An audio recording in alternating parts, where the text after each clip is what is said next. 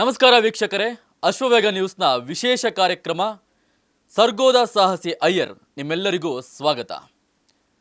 ಭಾರತ ದೇಶ ಸ್ವತಂತ್ರ ಪಡೆದುಕೊಂಡಂತಹ ಸಂದರ್ಭದಲ್ಲಿ ಪಾಕಿಸ್ತಾನ ಯಾವಾಗ ಬೇರ್ಪಡುತ್ತೋ, ಜಮ್ಮು ಕಾಶ್ಮೀರ ವಿಚಾರವಾಗಿ ಇರಬಹುದು ಅಥವಾ ಇನ್ನಿತರ ವಿಚಾರಗಳಲ್ಲಿ ಯಾವಾಗಲೂ ಕೂಡ ಭಾರತದೊಂದಿಗೆ ಪ್ರತೀಕಾರವನ್ನು ತೀರಿಸಿಕೊಳ್ಳುವುದಕ್ಕೆ ಪಾಕಿಸ್ತಾನ ಕಾಯ್ತಾನೇ ಇತ್ತು. ಯಾವಾಗ 1947-48ರ ಯುದ್ಧದಲ್ಲಿ ಪಾಕಿಸ್ತಾನ ಸೋಲನ್ನು ಅನುಭವಿಸ್ತೋ, ಆ ಸೋಲಿಂದಲೂ ಕೂಡ ಪಾಠವನ್ನು ಕಲಿಯದಂತಹ ಪಾಕಿಸ್ತಾನ 1965ರಲ್ಲಿ ಮತ್ತೊಮ್ಮೆ ಭಾರತದ ಮೇಲೆ ಯುದ್ಧವನ್ನು ಮಾಡುವಂತಹ ಕೆಲಸವನ್ನು ಮಾಡಿತು. ಆ ಸಮಯದಲ್ಲಿ ನಡೆದದ್ದೇ ಸರ್ಗೋದ ಅಟ್ಯಾಕ್. ಇವತ್ತಿಗೂ ಕೂಡ ಪ್ರತಿಯೊಬ್ಬ ಭಾರತೀಯನಿಗೂ ಕೂಡ ನೆನಪಿರುವಂತಹ ಒಂದು ಘಟನೆ ಈ ಸರ್ಗೋದ ಅಟ್ಯಾಕ್. ಈ ಸರ್ಗೋದ ಅಟ್ಯಾಕ್ಗೆ ಸಂಬಂಧಪಟ್ಟಂತೆ ಇತ್ತೀಚೆಗೆ ಬಾಲಿವುಡ್ನಲ್ಲಿ ಅಕ್ಷಯ್ ಕುಮಾರ್ ನಾಯಕತ್ವದ ಸ್ಕೈ ಫೋರ್ಸ್ ಎನ್ನುವಂಥ ಒಂದು ಸಿನಿಮಾ ಕೂಡ ಬಿಡುಗಡೆ ಆಯಿತು. ಅದರಲ್ಲಿ ಮೃತರಾದಂತಹ ಒಬ್ಬ ವೀರ ಯೋಧ ಅಜ್ಜಮಾಡು ದೇವಯ್ಯ ಭೋಪಯ್ಯ ಅವರಿಗೆ ಸಂಬಂಧಪಟ್ಟಂತಹ ಒಂದು ವಿಶೇಷವಾದ ಚಿತ್ರ ಸ್ಕೈ ಫೋರ್ಸ್.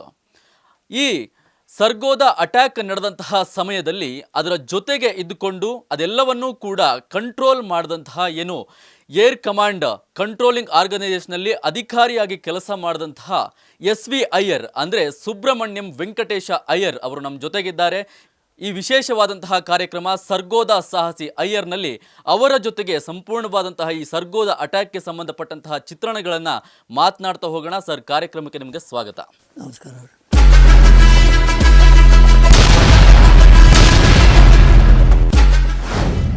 ಸರ್, ನಿಮಗೆ ಪ್ರಮುಖವಾಗಿ ನಾನು ಒಂದು ವಿಷಯವನ್ನು ಹೇಳಲೇಬೇಕು. SV ಅಯ್ಯರ್ ಸರ್ಗೆ ಸುಮಾರು ಈಗ 82 ವರ್ಷ. ಸರಿಸುಮಾರು 50 ವರ್ಷದ ಹಿಂದೆ ಏರ್ಫೋರ್ಸ್ನಲ್ಲಿ ಅವರು ಕೆಲಸವನ್ನು ಮಾಡ್ತಾ ಇದ್ರು. ಸರ್, 50 ವರ್ಷದ ಹಿಂದೆ ಏರ್ಫೋರ್ಸ್ನಲ್ಲಿ ಕೆಲಸವನ್ನು ಮಾಡ್ತಾ ಇದ್ರಿ. ಆ ಸಮಯದಲ್ಲಿ ನಡೆದಂತಹ ಈ ಘಟನೆ 1965ರ ಇಂಡೋ ಪಾಕ್ ಯುದ್ಧ, ಅವಾಗಿನ ದಿನವನ್ನು ನೆನಪಿಸ್ಕೊಳ್ಳೋದಾದರೆ ಏನು ಹೇಳ್ತೀರಾ ಸರ್? ಹೌದು ಸರ್, ಅವಾಗ 65 ವಾರ ಒಳಗೆ ಆ ಟೈಮಲ್ಲಿ ನಮಗೆ we got 2 types of aircrafts. ಒಂದು ಮಿರಾಜ್ ಏರ್ಕ್ರಾಫ್ಟ್ ಇತ್ತು, ಒಂದು MiG-21 FL. ಇವೆಲ್ಲ ಇದು ಭಾರಿ ಕೆಲಸ ಮಾಡ್ತು. ಆವಾಗ ಏನಂದರೆ ನಮ್ಮ ಏರ್ಕ್ರಾಫ್ಟ್ಸು ಯಾವಾಗಲೂ ಬಾಂಬ್ ಡ್ರಾಪಿಂಗ್, ರೈಡಿಂಗ್ ಇದಕ್ಕೆಲ್ಲ ಹೋಗ್ತಾಯಿತ್ತು. ಆದರೆ ಸರ್ಗೋದ ಏರ್ಪೋರ್ಟ್ಸ್ ಬಿಲ್ಡ್ ಬೈ ಅಮೇರಿಕಾ. ಅವ್ರೇನು ಮಾಡಿದ್ರು, ಎಂಟೈರ್ ಏರೋಡ್ರಾಮ್ ಅವರು ಅಂಡರ್ಗ್ರೌಂಡ್ ಮಾಡಿಬಿಟ್ಟಿದ್ರು. ಎಲ್ಲ ಏರ್ಕ್ರಾಫ್ಟ್ ಸಾಫ್ಟ್ವೇರ್ ಕಂಬೇಟ್ ಆದಮೇಲೆ ಏರ್ಕ್ರಾಫ್ಟ್ಸ್ ಆರ್ ಗೋಯಿಂಗ್ ಇನ್ಸೈಡ್. ಒಳ್ಳೆ ಪೆಟ್ರೋಲಿಂಗು, ಅವರಿಗೆ ಪೆಟ್ರೋಲ್ ರೀಫಿಲಿಂಗ್ ಅದು ಇದು ಎಲ್ಲ ಅಲ್ಲಿ ಮಾಡ್ತಾಯಿದ್ರು. ಮೇಲ್ಗಡೆ ಏನೂ ಕಾಣ್ತಾ ಇರಲಿಲ್ಲ. ನಮ್ಮ ಏರ್ಕ್ರಾಫ್ಟ್ಸ್ ಎಲ್ಲ ಯಾವಾಗ ಹೋಗ್ತದೋ, ನಮ್ಮ ಬಾಂಬರ್ಸ್, Indian air force bomber 58, bomber 57, bomber 52 ಈ ಏರ್ಕ್ರಾಫ್ಟ್ಗಳು ಹೋದಾಗ ಕಾಣ್ತಾನೇ ಇರಲಿಲ್ಲ. ಎಲ್ಲಪ್ಪ ಏರ್ಕ್ರಾಫ್ಟ್ಗಳು? ಈ ಅವ್ರ ಹತ್ರ F-16 ಇತ್ತು. Star fighter are there. 104 star fighter, ಸಬ್ಮೆರೀಜು ಏರ್ಕ್ರಾಫ್ಟ್ ಯಾವುದೋ ಕೆಲವು ಏರ್ಕ್ರಾಫ್ಟ್ಗಳು ಅವ್ರ ಹತ್ರ ಇತ್ತು. ಅದು ನಮ್ಗೆ ಯಾವಾಗ ಹೋದ್ರೂ ಯಾವ ಏರ್ಕ್ರಾಫ್ಟು ನೋಡೋಕ್ಕಾಗ್ತಾ ಇಲ್ಲ. ಏನಾಯ್ತಂದರೆ ಒಂದು ಫ್ಲೈಯಿಂಗ್ ಆಫೀಸರ್ ಗಾಂಧಿ ಅಂತ, who is in flying officer, is in flying in master green. ಈ ಹುಡುಗ ಹೋದ ರಾತ್ರಿ ಟೈಮೇ ಜನರಲ್ ಎಲೆ ಯಾವುದೇ aircraft if is taking up ಅಂದರೆ directly the comes to controller. Where all controls controller ಅಂದರೆ ADCC, air defence controlling centre ಅಂತ. ಎಲ್ಲ ಥರ ವೆಪನ್ಸ್ನ ನಮ್ಮ ಕಂಟ್ರೋಲಿಂಗ್ ಸೆಂಟ್ರೇ ಮಾಡ್ತಾಯಿತ್ತು. ಯಾವುದಂದರೆ ಫೈಟರ್ಸು, ಬಾಂಬರ್ಗಳು ಕೆಲಸಗಳು, ಆಮೇಲೆ ಟ್ರಾನ್ಸ್ಪೋರ್ಟ್ ಏರ್ಕ್ರಾಫ್ಟ್ಸ್, ಹೆಲಿಕಾಪ್ಟರ್ಸ್, ನಮ್ಮ ಎಲ್ಲ ಥರ ಆ್ಯಕ್ಟಿವಿಟಿ, ಗನ್ಸ್. ನಮ್ಗೆ ಅವಾಗ ಸ್ವೀಡನ್ ಗನ್ಗಳಿತ್ತು, ಎಲ್ಲ ನಮಗೆ ಕನೆಕ್ಷನ್ ಇರುತ್ತೆ. ಇವಾಗ Pakistan hostile aircraft when is attacking, ನಮ್ಮ ಕಂಟ್ರೋಲಿಂಗ್ಗೆ ಒಂದು ಪ್ಲಾಟಿಂಗ್ ದೊಡ್ಡ ಎಲೆಕ್ಟ್ರಾನಿಕ್ಸ್ ಬೋರ್ಡ್ ಐತೆ. ಆ ಬೋರ್ಡ್ ಮೇಲೆ ನಾವು aircraft how it is coming and which height it is coming, ಯಾವ ಸ್ಪೀಡು ಬರ್ತಾನೆ ಎಲ್ಲ ನೋಡ್ತೀವಿ. General any aircraft coming that comes, ಅದು ಬರೋದೇ ನಮ್ಗೆ ಗೊತ್ತಾಗ್ತದೆ. ಅದು once it is declared as a hostile enemy aircraft declare ಆದ ತಕ್ಷಣ ನೀವು ಅದು ಎಷ್ಟು ಹೈಟ್ ಒಳಗೆ ಹೋಗ್ತದೆ, ಯಾವ ಸ್ಪೀಡ್ ಬರ್ತದೆ, ಇದನ್ನೆಲ್ಲ ನಾವು ಕ್ಯಾಲ್ಕುಲೇಟ್ ಮಾಡಿಕೊಡಿ. We got calculate so many things, electronics calculate ಮಾಡ್ತೀವಿ. ಅದಕ್ಕೆ ಅನುಸಾರವಾಗಿ ಆ ಪರ್ಟಿಕ್ಯುಲರ್ ವೆಪನ್ನ we are using to fire that one. ಮೇಲಿಂದ ನೋಡೋ ಏನೂ ಕಾಣ್ಕೊಡ್ದು. ನೈಟ್ ಟೈಮ್ ಯಾವೊಬ್ಬ ವ್ಯಕ್ತಿ ಕೂಡ ಬೆಂಕಿ ಕಟ್ಟಿ ಹಚ್ಚಿ ಕುಡ್ದು ಮನೆಯೊಳಗೆ ದೀಪ ಕುಡ್ದು ಎಲ್ಲ ಕತ್ಲೇ ಇರಬೇಕು. ಇವಾಗ ಏರ್ಕ್ರಾಫ್ಟ್ಗೆ ಏನಾಯ್ತಂದರೆ ಮಿರರ್ಸ್ ಅಂತ, aircraft got is own mirrors. ಆ ಮಿರರ್ನಿಂದ ಗೊತ್ತಾಗ್ತದೆ, ಯಾವುದೋ ಚಿಕ್ಕ ಬೆಳಕಿದ್ರೆ ಅಲ್ಲಿ ಗೊತ್ತಾಗ್ತದೆ, ಓ ಏರಿಯಾ ಒಳಗೆ ಏನೋ ಐತೆ ಅಂತ ಅವರೇ ಪೈಲಟ್ಸ್ ತಿಳ್ಕೊಂಬಂದು ಬಾಂಬ್ ಹಾಕ್ತಾರೆ. ಅದಕ್ಕೋಸ್ಕರ ಡ್ಯೂರಿಂಗ್ ವಾರ್ ಟೈಮ್ ನಾವು ಸೈರನ್ಗಳೆಲ್ಲ ಮಾಮೂಲು ಬರ್ತಾ ಇರ್ತದೆ. Night time you are doing compromise. Night time ಬರ್ನಾಳ್ ಒಳಗೆ ಇದ್ವಿ, ದೊಡ್ಡ ADCC ಕಮಾಂಡ್ ಕಂಟ್ರೋಲ್ ಸುತ್ತು ಒಂದು 5 ಕಿಲೋಮೀಟ್ರ್ ಯಾವುದು ಏನೂ ಇರಲಿಲ್ಲ, ಬೇರೆ ಕಾಡು. ನಮಗೆ ಶ್ರೀರಕ್ಷೆ ಏನಂದರೆ ಕಾಡು, ಎಂಟೈರ್ ಅವ್ರ controlling station with coverage with trees, ಏನು ಗೊತ್ತಾಗ್ತಾ ಇರಲಿಲ್ಲ. ಅದು ಹೆಂಗೆ ಗೊತ್ತಾಯಿತು, ಡೇ ಟೈಮು ದೇವ್ರು ಅಟ್ಯಾಕ್ ಅಬೌಟ್ 4 o'clock, ಸಂಜೆ 4 o'clock ಅಟ್ಯಾಕ್ ಮಾಡಿದ್ದು. ದೇ ಕ್ಯಾನ್ ಸೀನು ತುಂಬ ಮ್ಯಾಲಿಂದ ಹೋದರೆ ಗೊತ್ತಾಗೋಲ್ಲ. ದೇ ಡೈವ್ಡ್ ಯಾವುದು ಒಂದು ಏರ್ಕ್ರಾಫ್ಟ್ ಡೈವ್ ಮಾಡಿ 65ರೊಳಗೆ ಎಲ್ಲ ಥರ ಏರ್ಕ್ರಾಫ್ಟ್ ಅಂತ 71ರೊಳಗೆ ಇನ್ನೂ ಹೈಯೆಸ್ಟ್ ಸ್ಟ್ರೆಂತ್ ಬಂತು ನಮಗೆ. ಇಂಡಿಯನ್ ಏರ್ಫೋರ್ಸ್ಗೆ ಆಮೇಲೆ ಮಿರಾಜ್ ಏರ್ಕ್ರಾಫ್ಟ್ಸ್ ಎರಡು, ಸುಖಾಯ್ ಶಾಸ್ಕಮ್, ಆಮೇಲೆ ಜಗ್ವರ್ ಶಾಸ್ಕಮ್, ಇವೆಲ್ಲ ಬಂತು. ಇತ್ತೀಚೆಗೆ ಅವರು HRD ಡೆವಲಪ್ಡ್ ದಿಸ್, ಯಾವುದು ಇವಾಗ ಕಿರಣ್ ಯಾವುದೋ ಮನೆ ಎಲ್ಲ ಐತಲ್ಲ, ಇವೆಲ್ಲ ಇತ್ತೀಚೆಗೆ ಡೆವಲಪ್ಮೆಂಟ್. ಆ ಕಾಲದೊಳಗೆ ಇರಲ್ಲ. 65 ಒಳಗೆ main role is in aircrafts is to use MiG-21M. FL ಅಂತ ನಾವು ತೊಗೊಂಬಂದ್ವಿ, ಪ್ಲ್ಯಾಂಟ್ ಇಲ್ಲ ಇಂಡಿಯಾಗೆ. ಇವಾಗ ಪುಟ್ಟಿಟ್ಟು ಇನ್ನು ನಾಸಿಕ್ ಅಂಡ್ ಕಲೆಕುಂಡ ಅಂಡ್ ಅದು ಬಿಗಿ HL ಐತೆ, ಆ HL ಮ್ಯಾನುಫ್ಯಾಕ್ಚರ್ ಮಾಡಿದ್ರು. ಅಂದಮೇಲೆ ನಾವು ಅಲ್ಲಿ ರಷ್ಯಾ ಅವ್ರಿಗೆ MiG-21 FL ಅಂತ ಆ ಸೀರೀಸ್. ಆಫ್ಟರ್ ನಮ್ಮ ಕಂಟ್ರಿಗೆ ಬಂದಮೇಲೆ ನಾವು ಅದನ್ನ ಡಿಸೈನ್ ಮಾಡಿದ್ವಿ, ಮಾಡಿಫೈಡ್. ದಟ್ಸ್ ವೈ M ಅಂತ ಇಟ್ವಿ, MiG-21 FL ಅಲ್ಲ, 21 FL ಬಲ್ಲ M. Afterwards we are keep on the given plant and I think we keep on. Now latest we got MiG-29. 1965ರಲ್ಲಿ ನೀವು ಕೆಲಸ ಮಾಡ್ತಾ ಇದ್ರಲ್ವಾ, ಈ ಸರ್ಗೋದ ಅಟ್ಯಾಕ್ ಹೆಂಗೆ ನಡೀತು ಸರ್? ಅಟ್ಯಾಕ್ ಅದು ದಟ್ ಇಸ್ ದ ಮೇನ್. ನಾವು ಡೈವರ್ಟೆಡ್ ಬೇರೆ ಕಡೆ. ಅದೇನಾಯ್ತು ಅಂದರೆ, ನಮ್ಮ ಜನರಲಿ ಅವ್ರು bombers are going night time only were operating. Day time ನಾವು ಹೋಗೋದಿಲ್ಲ, ಯಾವ ಏರ್ಕ್ರಾಫ್ಟ್ ಹೋಗೋಲ್ಲ ಬಾಂಬರ್ಸ್ಗಳು. Bomber we got 3 type ಬಾಂಬರ್ಸ್: bomber 52, bomber 57, bomber 58. 52 is belong to America, 58 belong to Australia, Canberra, 57 belong to England. ಎಲ್ಲ ಬಾಂಬರ್ಸ್. ಹಿಂದೆ ಎಲ್ಲ ಬಾಂಬರ್ಸೇ ಬೇರೆ, ಫೈಟರ್ಸೇ ಬೇರೆ ಇತ್ತು. ಇವಾಗ ಏನಾಗೈತೆ ಅಂದರೆ, ಫೈಟರ್ಸ್ ಒಳಗೆ ಬಾಂಬರು ಇದು ಮಾಡಿದ್ದಾರೆ. ನಾವು ಅಲ್ಲೇ ಫಿಟ್ ಮಾಡ್ತೀವಿ ಬಾಂಬ್ಗಳು, ಮಾಮೂಲು ಫೈಟರು. ಇವಾಗ ಮಿರಾಜ್ ಐತೆ, Mirage we can fit both. ಮಾಮೂಲಾಗಿ ವಿ ಆರ್ ಡೂಯಿಂಗ್ ಸ್ಟ್ರ್ಯಾಪಿಂಗ್, ಅದು ಮಾಮೂಲು ಗನ್ಸ್ ಇರ್ತದೆ. ಕೆಳಗಡೆ ಬಾಂಬ್ಸು, ಅದಕ್ಕಿಂತ ಇಷ್ಟು ವೇಟು ಬಾಂಬ್ ಫಿಟ್ ಮಾಡ್ಬೋದು ಅಂತಿದ್ದಾಗ ಫಿಟ್ ಮಾಡ್ತೀವಿ. ಇವಾಗ ಒಂದೇ ಎರಡು ಹೋಯ್ತು, ಹಿಂದೆ 2 ಇತ್ತು, ಇವಾಗ ಒಂದೇ ಒಂದು ಆಯಿತು. ಅದು ಯಾವಾಗ 65 ಒಳಗೆ ಕೂಡ ಇತ್ತು. 65 ಒಳಗೆ ಜಾಸ್ತಿ ಯೂಸ್ ಮಾಡಲಿಲ್ಲ. 65 ಒಳಗೆ ಬಾಂಬರ್ಗಳಿತ್ತು. 71 ಒಳಗೆ no bombers, we removed. Instead of bombers we used all the fighters ಒಳಗೆ ಅಂಥ ಸಿಸ್ಟಮ್ ಬಂದುಬಿಡ್ತೀವಿ. ಹೊಸಸ್ನ ಕಂಡ್ಕೊಂಡು Mirage aircrafts, Jaguars, we got MiG-21M.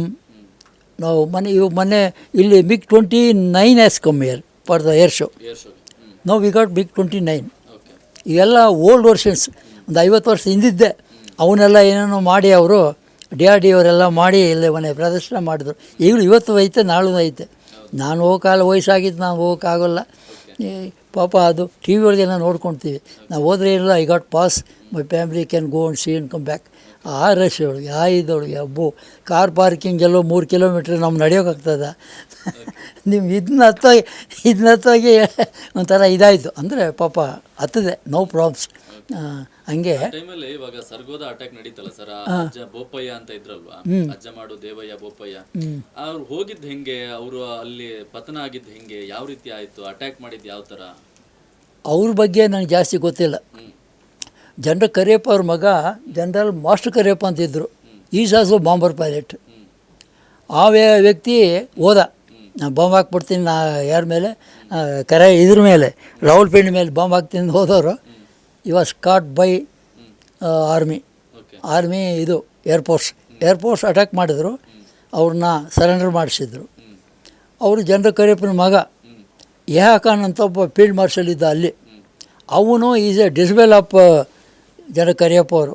ಅವ್ರಿಗೆ ಗೊತ್ತಾಯ್ತು ಅವನಿಗೆ, ಓ ನಮ್ಮ ಗುರುಗಳ ಮಗಪ್ಪ ಇವನು ಏನು ಮಾಡಿಕೊಡ್ದು ಅಂತ. ಏರ್ಕ್ರಾಫ್ಟ್ನ ಎಲ್ಲೋ ರಾವಲ್ಪಿಂಡಿ ಒಂದು ಕಡೆ ಬಿಟ್ಟರು. ಅಪ್ಪನ ಕರ್ಕೊಂಡು ಹೋಗಿ ಒಂದು ಅರಮನೆ ಒಳಗೆ ಬಿಟ್ಬಿಟ್ರು. ಒಂದು 2 ದಿವಸ ವಿಚಾರಣೆ ಗೊತ್ತಾಗಿಲ್ಲ. ಆವಾಗ ನಾನು ಬರ್ನಾಲ್ ಒಳಗಿದ್ದೆ, ADCC ಒಳಗಿದ್ದೆ, ಡಿಫೆನ್ಸ್ ಕಂಟ್ರೋಲ್ ಸೆಂಟರ್ ಒಳಗೆ. ನೋಡಿದ್ವಿ ಯಾಸ್ ಗಾನ್. ಆಮೇಲೆ ಸುಳಿವೇ ಇಲ್ಲದೆ, ಆಮೇಲೆ ಎಲ್ಲ ಎನ್ಕ್ವೈರಿಗಳು ಮಾಡಿದ್ರು. Aircraft caught by this Pakistan air force and intercepted and ask to land the post land. They taken him in the prison ಅಂತ. ಏನು ನಮಗೇನು ಗೊತ್ತು, ಅರ್ಥ ಇಟ್ಟಿದ್ದ, ಅವನು ಬಿಟ್ಟಿದ್ದ. ಆಮೇಲೆ ಅವರು ಅಲ್ಲಿ ಎಂಕ್ವೈರಿ ಮಾಡಿದ್ರು ತಿಮ್ಮಯ್ಯನವರು, who is that general there ಅಂತ. ಜನರಲ್ ಖಾನ್, ಅಯ್ಯೋ ನನ್ನ ಶಿಕ್ಷಣ ತೊಂದರೆ ಇಲ್ಲ, ನನ್ನ ಮಗನಿಗೆ ಏನೂ ಆಗೋಲ್ಲ ಅಂತ ಅವ್ರದ್ದು ಬಿಟ್ರು. ಏನೂ ಆಗಿರಲಿಲ್ಲ. ಆಫ್ಟರ್ ಒಂದು 20 ದಿವಸ ಬಿಟ್ಟ ಮೇಲೆ ಅವ್ರು ಸಾಯಲಿಲ್ಲ. ದಿಸ್ ಮೇಲೆ ಕಮ್ ಬ್ಯಾಕ್ ವಾಪ್ಸ್. ಅವರು ಅಲ್ಲಿಂದ ತಗೊಂಬಂದರು, ಲಾವರ್ ಏರ್ಪೋರ್ಟ್ ಒಳಗೆ ಏರ್ಪ್ಲೇನ್ ತಂದುಬಿಟ್ರು. ಅಲ್ಲಿಂದ ಹೋಗಬಾರ್ದಕ್ಕೆ ನಾವು ನಮ್ಮದು ಏರ್ಫೀಲ್ಡ್ಸ್ ಐತೆ ಜೆಟ್ದು, ಅಲ್ವಾರ, ಆದಂಪುರ್, ಪಠಾನ್ಕೋಟ್, ಇವೆಲ್ಲ ನಮ್ಮದು biggest airfields are there. We got big good aircrafts. We captain fighter aircrafts ಎಲ್ಲ ಇಟ್ಟಿದ್ವಿ. ಪ್ರತಿದಿನ ಒಂದು 10 aircraft they will be stand by in the airport. Stand by ಇರಬೇಕು. ನಾವು ಯಾವನ ಸ್ಕ್ರಾಮಿಂಗ್ ಕೊಟ್ಟರೆ they should go soon after take off in the air. They should come to our control. ಅವನಿಷ್ಟು ಪ್ರಕಾರ ಎಲ್ಲೂ ಹೋಗಂಗಿಲ್ಲ, ಏನೂ ಮಾಡೋಂಗಿಲ್ಲ, ಅವ್ನಿಗೇನು ಗೊತ್ತಾಗೋಲ್ಲ. ಏರ್ಕ್ರಾಫ್ಟ್ ಗೋಯಿಂಗ್ 2000-3000 ಕಿಲೋಮೀಟರ್ ಸ್ಪೀಡ್ ಹೋಗ್ತದೆ. ಅಲ್ಲಿ ಏನು ಒಂದು ಚೂರು ಗೊತ್ತಾಗೋಲ್ಲ. Only boards are there. ಅದನ್ನೇ ಅಲ್ಲಿ ಟೀಚ್ ಮಾಡೋದು ಪೈಲಟ್ಗಳಿಗೆ. ಆ ಬೋರ್ಡ್ ಒಳಗೆ ನೋಡಿ ಏನು ಮಾಡಬೇಕು ಅವ್ನು ಮಾಡ್ಕೊಬೇಕು. ಅದ್ರ ಜೊತೆಗೆ ನಮ್ಮ ಅಸಿಸ್ಟೆನ್ಸ್ ಫುಲ್ ಇರ್ತದೆ. ನಾವು ಗೈಡೆನ್ಸ್, ಅವ್ನು ಎಲ್ಲಿ ಹೋಗ್ತಾನೆ ನಮ್ಗೆ ಗೊತ್ತಾನೆ. ನಾವು ತಾನೇ ಪ್ಲ್ಯಾನ್ ಮಾಡೋದು, ಇಂಥ ಕಡೆ ಬಾಂಬ್ ಮಾಡಬೇಕು ಅಂತ ಪ್ಲ್ಯಾನ್ ಮಾಡಿ ಕೊಟ್ಟಿರ್ತೀವಿ. ನಮ್ಗೆ ಗೊತ್ತು ಎಲ್ಲಿ ಹೋಗ್ಬೇಕು ಅಂತ. Keep on giving guiding. ಹಿಂಗೆ ಹೋಗು, ಹಂಗೆ ಹೋಗು, ಇದು ಲ್ಯಾಟಿಟ್ಯೂಡ್, ಹಿಂಗೆ ಹೋಗು, ಹಂಗೆ ಹೋಗು, ಹಿಂಗೆ ಅಲ್ಲಿ ನೋಡು, ನಿನ್ನ ಮ್ಯಾಲಿಂದ ನೋಡಿದ್ರೆ ನಿನಗೆ ಏನು ಕಾಣ್ತದೆ ಎಲ್ಲ ಹೇಳೋದು. ಅವನು ಹೋದ, ಪಾಪ ಅಲ್ಲಿ ತಗಲಾಕೊಂಬಿಟ್ರೆ ರಾವಲ್ಪಿಂಡಿ ಏರ್ಫೀಲ್ಡ್ಗೆ ಮೊದಲೇ ತಗಲಾಕೊಂಬಿಟ್ರೆ ಹಿಡಿದ್ಬಿಟ್ರು. ಪಾಪ ಆದಮೇಲೆ ರೀಪೇಟೆಡ್ ಬಂದರು. 20 ದಿವಸ ಆದಮೇಲೆ ಬಂದರು. ವಿ ಆರ್ ರಿಸೀವ್ಡ್ ಇನ್ನು Adampur airfield biggest jet airport receive ಮಾಡಿದ್ವಿ. ಎಲ್ಲ ಭೂಪಾಯಿನವರು ನಮ್ಮ ಇದಕ್ಕೆಲ್ಲ ಬಂದರು. ಒಂದು ಫುಡ್ ಎಲ್ಲ ನಮ್ಮ ಆಫೀಸರ್ಸ್ ಮೆಸ್ ಒಳಗೆಲ್ಲ ಅರೇಂಜ್ಮೆಂಟ್ ಮಾಡಿ ಇದು ಮಾಡಿದ್ವಿ. Is went back to Delhi. ಅದು ಹೋಗಿ ಬಂದಿದ್ದು. ಇನ್ನೊಬ್ಬ ಅವನು very young officer, flying officer Gandhi ಅಂತ ಒಬ್ಬಿದ್ದ. That fellow master green. ನಾವು ವಾರ್ ಒಳಗೆ ಎಲ್ಲ ಏರ್ಕ್ರಾಫ್ಟ್ ಕೊಟ್ಟು ಕಳಿಸೋದಿಲ್ಲ ವಾರ್ಗೆ. ಈ ಶುಡ್ ಬಿ ಮಾಸ್ಟರ್ ಗ್ರೀನ್, ಈ ಶುಡ್ ಬಿ ವೀರ್ ಚಕ್ರ, ಮಹಾವೀರ್ ಚಕ್ರ. ಈ ಕೆಟಗರಿ ಒಳಗೆ ಒಳ್ಳೆಯ ಅನುಭವ ಇರೋರು ಮಾತ್ರ ವಿ ಆರ್ ಸೆಲೆಕ್ಟಿಂಗ್. ನಾವು ಯಾರು ಸೆಲೆಕ್ಟ್ ಮಾಡಿ ಘೋಷಣೆ ಮಾಡ್ತೀವೋ they will be ready. There is a base offs. ಅಲ್ಲಿ ಎದುರಿಗೆ ಏರ್ಫೀಲ್ಡ್ ಒಳಗೆ ಮೂಲೆ ಒಳಗೆ ಎಲ್ಲ ಏರ್ಕ್ರಾಫ್ಟು ಸ್ಟ್ಯಾಂಡ್ಸ್ ಐತೆ. ಅಲ್ಲಿ ಮೇಲೆ ಹಿಂಗೆ ನಿಂತಿರ್ತಾವೆ ಎಲ್ಲ. All the pilots will be in the base offs.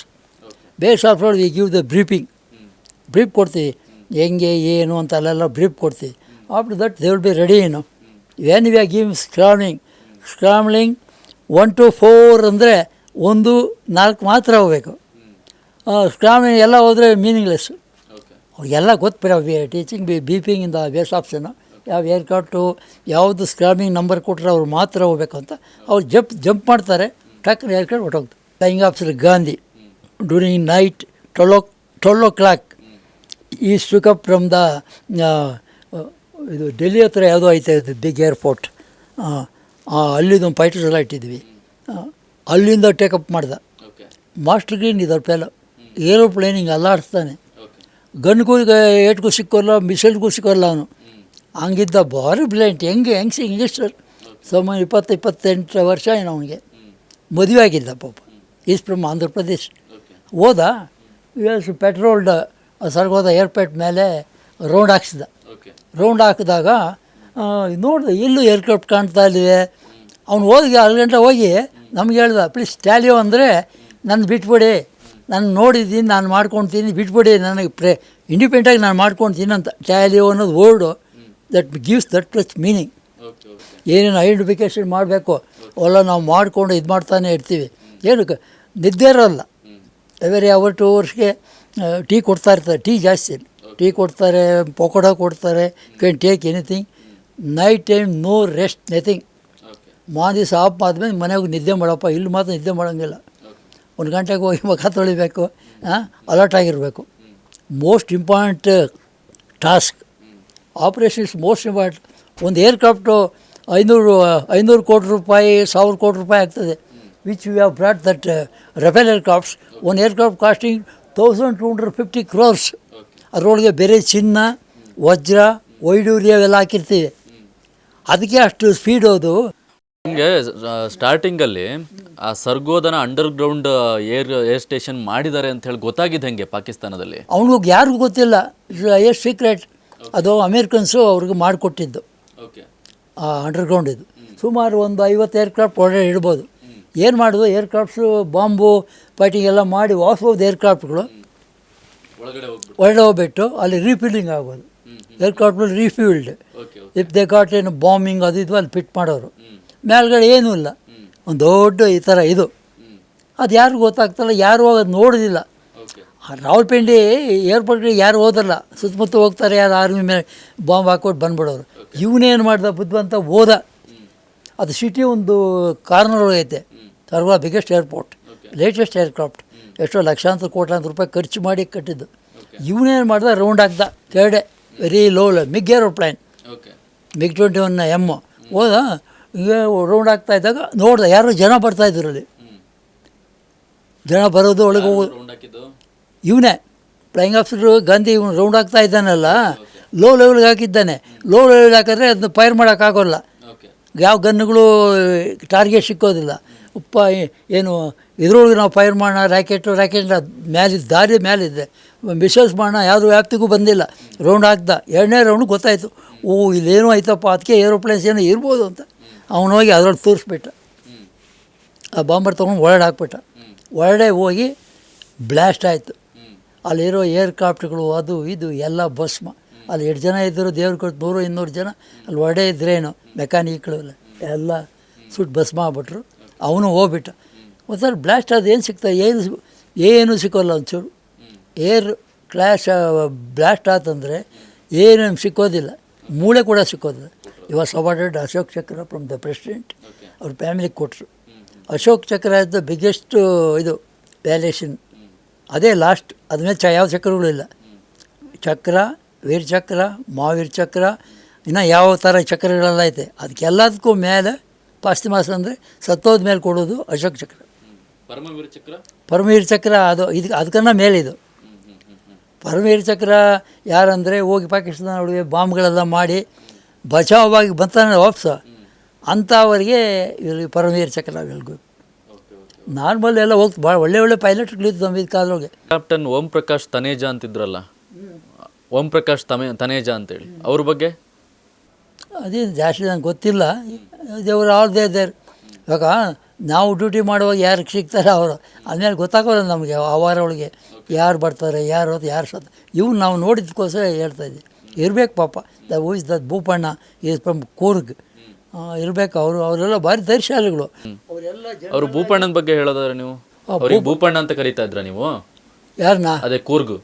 ಕೂರ್ಗೆಲ್ಲ Bhupanna, Poovaiah ಈ ಥರ ಹೆಸರುಗಳು ಅವರೆಲ್ಲ. ಅವ್ರ ಜನರ ಕರಿಯಪ್ಪನವರು ರಿಲೇಷನ್ ಮಕ್ಕಳು, ತಮ್ಮನ ಮಕ್ಕಳು, ಇವರೆಲ್ಲ ಪೈಲಟ್ಗಳಾಗಿದ್ದರು. ಇವರ ಜನರ ಕರಿಯಪ್ಪ ಮಗ ಕೂಡ ಅವನು ಇದು ಮಾಸ್ಟರ್ ಕರಿಯಪ್ಪ ಅನ್ನೋ ಏನೋ ಐತೆ, ಅವನು ಬಾಂಬರ್ ಪೈಲಟು. ಭಾರಿ ಅವನು ವೀರಚಕ್ರ ಏನೂ ಕೊಟ್ಟಿರಲ್ಲ. ದರ್ಪೇರು ಮಾಸ್ಟರ್ ಗ್ರೀನ್ ಧೈರ್ಯ, ಒಳ್ಳೆ ಹೈಟು. ಏರ್ಕ್ರಾಫ್ಟ್ ಕೊಟ್ಟರು ಏನು ಬೇಕಾದ್ರೆ ಹಿಂಗೆ ನೋಡ್ಬೋದು. ಕುಳ್ಳ ಆಗ್ಬಿಟ್ರೆ ಕಾಣೋದು ಸರಿಯಾಗಿ. That's why general we are recruiting tall person. ಈ ಶುಡ್ ಬಿ ಅಟ್ಲೀಸ್ಟ್ 6 feet, 6 ಅಡಿ ಎತ್ತರನ ಇರಬೇಕು ಮಿನಿಮಮ್. ಐ ಸೆಡ್ 6 ಸೇರ್ಕೊಂಡಿದ್ದಂಗೆ ಏರ್ಫೋರ್ಸ್ಗೆ ನಮ್ಮ ಕಾಲದೊಳಗೆ ಆ ಕಾಲದೊಳಗೆ ಏನೂ ಇದಿಲ್ಲ, ಅಷ್ಟು ಏನೂ ಇದಿಲ್ಲ. Still they checked. Medically should be fit, otherwise they won't take. And medically fit almost all everything okay. ಆವಾಗ 62 ವಾರ ಆಯ್ತಲ್ಲ. ವಾರ ಆದಮೇಲೆ ಬೇಕಾದ್ರೆ ರೆಕ್ರೂಟ್ಮೆಂಟ್ ಮಾಡಿದ್ರು. ನಮ್ಮೆಲ್ಲ ಬ್ಯಾಚ್ಗಳು ಎಲ್ಲ ಇದಾಯಿತು, ಭಾರಿ ಈಸಿಯಾಗಿ ಆಯಿತು. ನಮಗೇನು ಇದಿಲ್ಲ. ಅವರು ಅಷ್ಟು ಸೀರಿಯಸ್ ಆಗಿ ಏನು ನೋಡಲಿಲ್ಲ. ಆದರೂ ನಾವೆಲ್ಲ ಫಿಟ್ಟಾಗಿದ್ವಿ. ಆಮೇಲೆ NCC ಸ್ಟೂಡೆಂಟ್, ಆಮೇಲೆ ಫುಟ್ಬಾಲ್ ಪ್ಲೇಯರ್ ಮೈಸೆಲ್ಫ್ ಇದ್ದೆ ನಾನು. ಒಳ್ಳೆ ದೃಢ ಚೆನ್ನಾಗಿದ್ದೆ ನಾನು.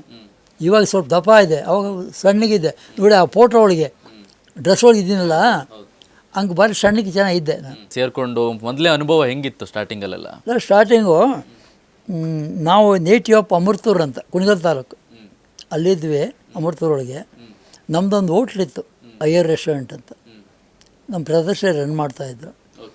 ಅವ್ರಿಗೆ ಅಳಿಯ ಒಬ್ಬ ಅಮೀರ್ ಖಾನ್ ಅಂತ ಒಬ್ಬರಿದ್ದರು, ಅಳಿಯ.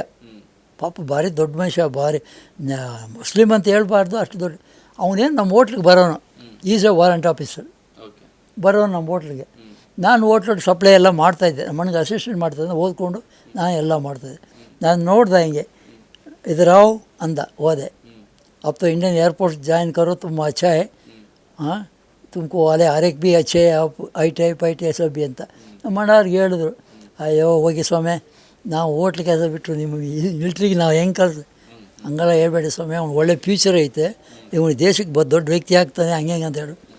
ಆಮೇಲೆ ಅವ್ರು ಮುಸ್ಲಿಮು, ನಾನು ಬ್ರಾಹ್ಮಣ. ತನ್ನೋಗ್ಬಿಡ್ತು, ಹೆಂಗಪ್ಪ ಊಟ ಮಾಡೋದು, ನಮ್ಮ ಮನೆಗೆ ಬನ್ನಿ ಅಂದ್ಬಿಡು. ಹೋದೆ, ಎಲ್ಲ ಕಟ್ಕೊಂಡೆಲ್ಲ ಹೋದೆ. ಪಾಪ ಆ ತಾಯಿ ಭಾರಿ ಒಳ್ಳೆಯವರು. ನಾನು ಏನು ಹೇಳಿದ್ರು, ಸ್ವಾಮಿ ನಮ್ಮೂರ ಅಯ್ಯಮ್ಮ, ನಮ್ಮೂರ ಅಳಿಯ ಅಯ್ಯಪ್ಪ, ಅಯ್ಯಮ್ಮ ನಮ್ಗೆ ಗೊತ್ತಿರೋರು ನಮ್ಮೂರೇ. ಹೇಳು ಸ್ವಾಮಿ, ನಿಮಗೆ ಸ್ಟವ್ ಕೊಡ್ತೀನಿ, ಎಲ್ಲ ಕೊಡ್ತೀನಿ, ಬೇರೆ ಅಡುಗೆ ಮಾಡಿ ತಿನ್ಕೊಳ್ಳಿ ಸ್ವಾಮಿ, ನೀವು ತಿನ್ನೋಲ್ಲ ಗೊತ್ತು ನನಗೂ ಅಂತೆಲ್ಲ ಹೇಳಿದ್ರು. 2-3-4 ದಿವಸ ನಾನೇ ಅಡುಗೆ ಮಾಡಿಕೊಂಡೆ. ಖರೆ ಹೋಟ್ಲ್ ಇದ್ದಕ್ಕೆ ನನಗೆ ಅನುಭವ ಇತ್ತಲ್ಲ, ಮಾಡ್ಕೊಂಡು ತಿನ್ಕೊಂಡೆಲ್ಲ. ಪಾಪ ಓದ್ವಿ, ಒಳ್ಳೆ ಐಟು, ಪರ್ಸ್ನಾಲಿಟಿ ಎಲ್ಲ ಇತ್ತು. ಪ್ರೀ ಮೆಡಿಕಲಿ ಫಿಟ್ ಆದೆ. ಆಮೇಲೆ ಎಕ್ಸಾಮಿನೇಷನು, ಈ ಜನರಲ್ ಇಂಗ್ಲೀಷು, ಜನರಲ್ ಮ್ಯಾಥ್ಸು ಇವೆಲ್ಲ. ಆವಾಗ ಆಬ್ಜೆಕ್ಟಿವ್ ಟೈಪು 4 ಕೊಡ್ತಾರೆ, 4 ಆನ್ಸರ್ ಒಂದೇ ಥರ ಇರ್ತದೆ. Original answer should be tick mark. ಎಲ್ಲ ಗೊತ್ತಿರೋದು ಹಾಕೋದು, ಗೊತ್ತಾಗೋದು ಕಣ್ಣು ಮುಚ್ಕೊಂಡು ಆನೆ ಸಮಯ ಹೇಳಿ ಹಿಂಗೆ ಮಾಡಿದೆ.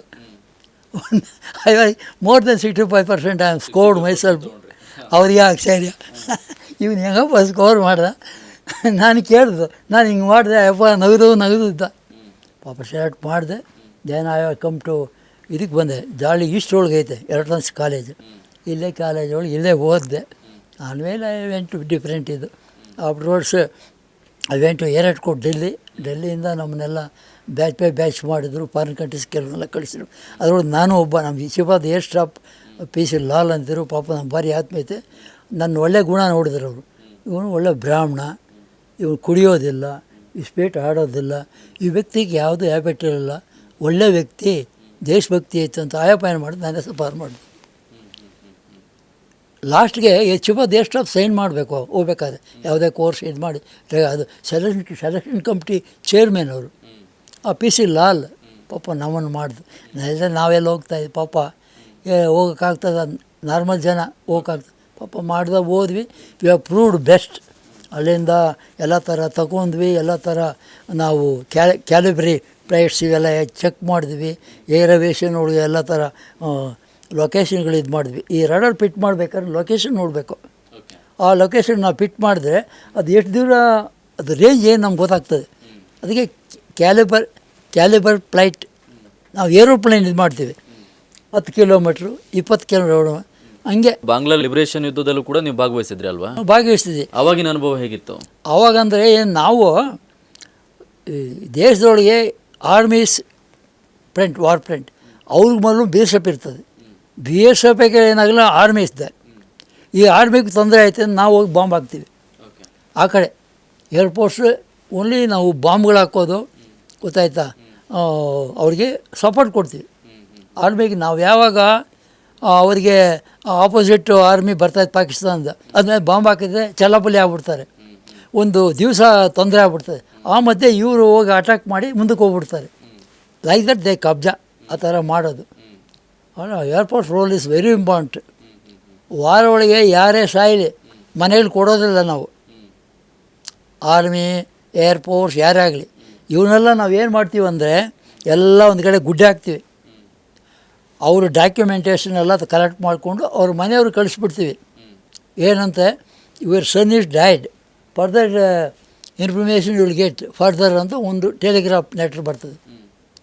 ಆಮೇಲೆ ಅವ್ರ ಮನೆಯೊಳಗೆ ಯಾರಾದರೂ ಓದ್ದೋರಿದ್ದರು, ಅವ್ರ ತಮ್ಮಂದ್ರಾಗಲಿ ತಂಗಿಗಳಾಗಲಿ, ಅವನು ಮದುವೆ ಆಗಿದೆ ಹೆಂಡ್ತಿಗಾಗಲಿ, government immediately they give the job, central government. 1965 ಟೈಮಲ್ಲಿ ಅಥವಾ ಸ್ವಾತಂತ್ರ್ಯ ಬಂದಿದ್ದ ಆರಂಭದ ಒಂದು 10-20 ವರ್ಷಗಳ ಕಾಲ ಈ ಆರ್ಮಿ ಆಗಿರ್ಬೋದು, ಏರ್ಫೋರ್ಸ್ ಆಗಿರ್ಬೋದು, ಅಥವಾ ಭಾರತದ ಸೇನೆಯಲ್ಲಿ ಕೆಲಸ ಮಾಡುವಂಥ ಜನರದ್ದು ಪರಿಸ್ಥಿತಿ ತುಂಬ ಗಣನೀಯವಾಗಿತ್ತು ಅಂತೇಳಿ ಕೇಳ್ತೀವಿ ನಾವು. ನೀವು ಅನುಭವಿಸಿದವರಾಗಿದ್ದರಿಂದ ಆ ಟೈಮ್ ಹೆಂಗಿತ್ತು ಅಂತ? ಆವಾಗ ಭಾರಿ ಕಷ್ಟನೇ ಇತ್ತು. ಮನೆಗಳಿಂದ ಮಕ್ಕಳನ್ನ ಆರ್ಮಿಗೆಲ್ಲ ಕಳಿಸ್ತಾ ಇರಲಿಲ್ಲ. ಯಾರೋ ದೊಡ್ಡವರು ಅವರಿಗೆಲ್ಲ ಬುದ್ಧಿ ಹೇಳಿ ಕಳಿಸ್ತಾಯಿದ್ರು. ಅಲ್ಲಿ ಏನು ಸುಮ್ಮನೆ ಆರ್ಮಿ ಹೆಂಗೆ ತೊಗೊಂಡ್ಬಿಡ್ತಾರೆ, ದೇ ಗಿವ್ ಟಫೆಸ್ಟ್ ಟ್ರೈನಿಂಗ್. ನಮ್ಮ ಕಾಲದೊಳಗೆ ಟ್ರೈನಿಂಗ್ ಕೊಡೋರು. ಬೆಳಗ್ಗೆ 5 ಗಂಟೆಗೆ ಎದ್ದು ರನ್ ಹಾಕ್ಸೋರು. ವಾರಕ್ಕೆ 2 ಸಾರಿ ಪೆರೇಡ್ ಇರೋದು. ಎಲ್ಲ ಕ್ಲೀನಾಗಿ ಇಟ್ಕೊಬೇಕು, ಸೇವಿಂಗ್ ಮಾಡ್ಕೊಬೇಕು. ಭಾರಿ ಟಫ್ ಇತ್ತು. ಆ ಎಜುಕೇಷನ್ ಕೂಡ ಅಷ್ಟೇ ಟಫು. ಅಷ್ಟು ಸುಲಭವಾಗಿ ಅವ್ರು ಪಾಸ್ ಮಾಡ್ತಾ ಇರಲಿಲ್ಲ. ಚೆನ್ನಾಗಿ ಓದಬೇಕು, 4 ಗಂಟೆ ಎದ್ದು ಇದೆಲ್ಲ ಮಾಡಬೇಕು, ಅನೇಕ ಥರ ಕವಾಯತುಗಳು ಮಾಡಬೇಕು. ಇವರು ಎಲ್ತ್ ಶುಡ್ ಬಿ ಫಿಟ್, ಚೆನ್ನಾಗಿ ಫಿಟ್ಟಾಗಿ ಇಟ್ಕೊಬೇಕು. ಡೈಲಿ ಶೇವಿಂಗ್ ಮಾಡಬೇಕು, ಡೈಲಿ ಪಾಲಿಷ್ ಮಾಡಬೇಕು ಬೂಟ್ಗಳು, ಇವೆಲ್ಲ. ಹಂಗೆ ಹೋಗಂಗಿಲ್ಲ, ದೇವ್ರ ಚೆಕಪ್. ಹಂಗೇನ ಹೋದರೆ 2 ದಿವಸ ಡ್ಯೂಟಿಗೆ ಹಾಕ್ತಾರೆ, ನೈಟ್ ಡ್ಯೂಟಿ. ಇವಾಗಿನ ಇದರ ಪರಿಸ್ಥಿತಿಯಲ್ಲಿ ಒಬ್ಬ ಯೋಧನಾಗಿ ದೇಶ ಸೇವೆಯನ್ನು ಮಾಡ್ತೀರಾ, ನೀವು ಕೂಡ ಮಾಡಿದ್ದೀರಾ. ಜೊತೆಗೆ ಯಾರು ಎಷ್ಟು ಗೌರವವನ್ನು ಕೊಡ್ತಾರೋ ಅದ್ರ ಜೊತೆಗೆ ಕೆಲವೊಂದಿಷ್ಟು ಯೋಧರ ಬಗ್ಗೆ ಆಗಿರ್ಬೋದು, ಅಥವಾ ಡಿಫೆನ್ಸ್ ವಿಭಾಗದಲ್ಲಿ ಕೆಲಸವನ್ನು ಮಾಡ್ತಿರೋರ ಬಗ್ಗೆ ಅವಹೇಳನಕಾರಿಯಾಗಿ ಹೇಳಿಕೆಯನ್ನು ಕೊಡುವಂಥ ಜನರು ಕೂಡ ನಮ್ಮ ಸಮಾಜದಲ್ಲಿದ್ದಾರೆ. ಅವರಿಗೆ ಏನು ಹೇಳೋಕ್ಕೆ ಇಷ್ಟಪಡ್ತೀರಾ? ಏನು ಅದು ಮೂರ್ಖತನ. ಅವ್ರಿಗೇನು ಜ್ಞಾನ ಆಯಿತು ಜ್ಞಾನ ಇಲ್ಲವೋ ಅನ್ನೋದು ಏನು ನಾವು ಹೇಳೋಕ್ಕಾಗ್ತಾಯಿಲ್ಲ. ಆ ಥರ ಮಾತಾಡಬಾರ್ದು. ನಮ್ಮ ದೇಶ ದೊಡ್ಡದು, ದೇಶದಿಂದನೇ ನಾವೆಲ್ಲ, ಸಮಾಜ ದೇಶ ಎಲ್ಲ ದೊಡ್ಡದು. ನಾವು ಕೈಲಾದ ಒಳ್ಳೆ ಸೇವೆ ಮಾಡಬೇಕು. ನೀವು 1965 ವಾರಲ್ಲಿ ಪ್ರಮುಖವಾಗಿ ಆ ಟೈಮಲ್ಲಿ ಲಾಲ್ ಬಹದ್ದೂರ್ ಶಾಸ್ತ್ರಿ ಪ್ರಧಾನಮಂತ್ರಿ ಆಗಿದ್ದರು. ಅವ್ರನ್ನ ಭೇಟಿ ಮಾಡಿದ್ದೀರಾ ಹೇಗೆ ನೀವೆಲ್ಲ? ಯಾಕೆ ಮನೆಗೆ ಹೋಗ್ತಾಯಿದ್ವಿ. ಏನಾದರೂ ಅಲ್ಲಿ ಏನಾದರೂ ಸಮನ್ಸ್ಗಳು ಅಂತ ಇಂಥವೆಲ್ಲ ಇರ್ತದೆ, ಹೋಗಿ ಕೊಟ್ಬಿಟ್ಟು ಬರೋಕ್ಕೆ ಹೋಗ್ತಾಯಿದ್ವಿ ಮನೆಗೆ ಹೋದರೆ ಅಯ್ಯಮ್ಮ ಲಲಿತ್ ಶಾಸ್ತ್ರಿ ಅಂತ ಅವ್ರ ಹೆಂಡ್ತಿ, ಭಾರಿ ಒಳ್ಳೆಯವಳು. ಮಕ್ಕಳು ಎಲ್ಲೋ ಬೇರೆ ಕಡೆ ಎಲ್ಲ 4 ಜನ ಮಕ್ಕಳು ಅವ್ರಿಗೆ, 1 ಹೆಣ್ಣು 3 ಜನ ಗಂಡು ಮಕ್ಕಳು, ಗೊತ್ತಾಯ್ತಾ? ಅವರೆಲ್ಲ ಬೇರೆ ಬೇರೆ ಓಡ್ತಾರೋ. ಈ ನ್ಯೂ ಡೆಲ್ಲಿ ಒಳಗೆ ಇದು ಗುಡ್ಸಲು ಹಾಕಿದ್ರು, ಅಟ್ಸ್ ಅಂತ, ಒಂದು 2-3 ಒಳಗೆ ಇರೋದು. ಒಂದು ಗುಡ್ಸಲು ಯಾರನ್ನ ಬಂದವರೆಲ್ಲ ಕೂತ್ಕೊಳ್ಳಿ ಚಾಪೆ ಹಾಕಿರೋರು, ಹೋದವರೆಲ್ಲ ಚಾಪೆ ಮೇಲೆ ಕೂತ್ಕೊಂಡು ಎಲ್ಲ ಇದು ಮಾಡೋರು. ಅಯ್ಯಮ್ಮ ಕೇಳೋರು, ಬೇಟೆ ಅಪಾಯ ಚಾ ಪಿಯೋ ಭಯ್ಯ, ಚಾ ಪಿಯೋ ನೈ ಮಾತಾಜಿ. ಅವ್ರಿಗೆಲ್ಲ ನಾವು ಮೇಡಮು ಮಾತಾಜಿ ಮಾತಾಜಿ ತಾಯಿ ಅಂತೆಲ್ಲ ಪಾಪ. ಅಲ್ಲ, ಅವ್ರ ಮಕ್ಕಳು ನಮ್ಮ ವಯಸ್ಸಿನವರೇ ಅವರೆಲ್ಲ ಇದ್ದಿದ್ದು. ಮಾತಾಜಿ ಅಂತ ಎಲ್ಲರಿಗೆ ದೊಡ್ಡವ್ರಿಗೆಲ್ಲ ಪಾಪ. ಬೇಟೆ ಟೀಕೆ ಬೈಟು ಕೆರಡೆ ಕೂತ್ಕೊಬೇಕು. ಯಾರು ಚೀಫ್ ಆಫ್ ದಿ ಎಷ್ಟಾಗ್ಬಿಟ್ರೆ ಕೆರಡೆ ಅವ್ರ ಮನೆ ಕೂತ್ಕೊಬೇಕು. ಲಾಲ್ ಬಹದ್ದೂರ್ ಶಾಸ್ತ್ರಿನ ಕೆರಡೆ ಕೂತ್ಕೊಳ್ಳೋರು, ಕೆರಡೆ ಕೂತ್ಕೊಂಡು ಊಟ ಮಾಡೋದು.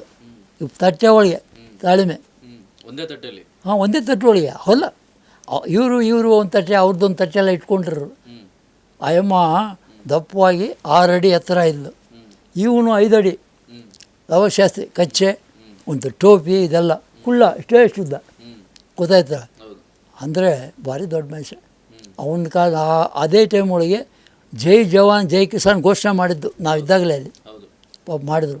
ಭಾರಿ ಅಯ್ಯಪ್ಪ ಎಂಥ ವರ್ಲ್ಡೊಳಗೆ ಅನ್ನೋದು ಬೆಸ್ಟ್ ಈಜು ಸ್ವಿಮ್ಮಿಂಗ್ ವರ್ಲ್ಡೊಳಗೆ ಅಂತ. ಅವನು ಏನು ಮಾಡೋನು, ಆಲಾಬಾದ್ ಹತ್ರ ಗಂಗಾ ನದಿ 27 ಕಿಲೋಮೀಟ್ರ್ ಇರ್ತದೆ ಮುಂದಕ್ಕೆ, ಈ ಕಡೆ ಆ ಕಡೆ 27 ಕಿಲೋಮೀಟ್ರು. ಇವನು ಬ್ಯಾಕ್ ಸ್ಟ್ರೋಕ್ ಒಳಗೆ ಹೋಗೋನು, ಮುಂದ್ಗಡೆ ಹಿಂಗೆ ಬಂದ್ಬಿಡೋದು.